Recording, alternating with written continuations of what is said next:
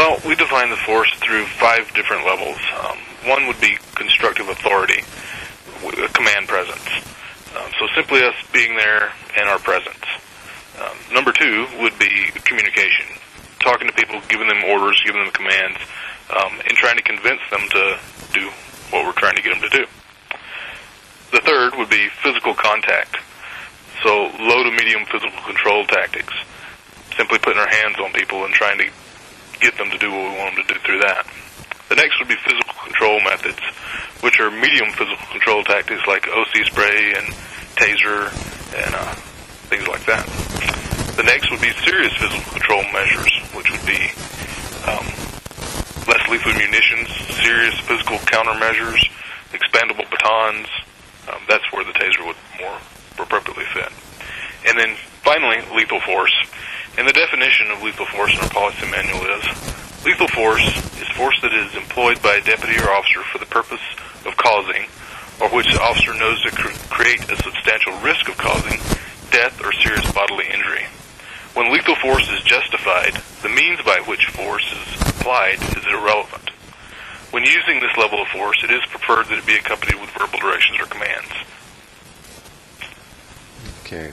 So is there anything else to go along with that you'd like to add, just from your perspective as a deputy? I know that really most of the officers I've talked to have very seldom had to draw their weapon or had to get to the point where they had to use a serious lethal force. And I was just kind of wondering if there's any way you could share with me what impact that has on the officer that has to use that kind of force. And people forget that you guys are human beings, and when you do things like that, it affects you. So is there anything you could say to that? Yeah, well, that's a compound question. It covers a bunch of different territories, so let me kind of break it down a little bit. Yes, it does affect us, and the whole concept of why we're here is to protect the public. Laws were created to protect the public. Laws were created by the people, or at least who they've elected. And we're here to enforce those laws in order to protect the public and the citizens of Missoula County. And every day we get up and we put on this uniform and this badge and an armored vest and all of the equipment that you see us walking around with, tasers and OC spray and batons and handcuffs and guns. And sometimes, while we're trying to protect the public, that puts us in harm's way. And sometimes we have to use those weapons, up to and including the gun, to protect ourselves and to protect the public. And it does take a toll on individuals. It's not a job for everybody. It can be a really tough job. And we try to help our officers and try to help each other through it as best we can. And all we ask is for some understanding from the public that we're really there for them.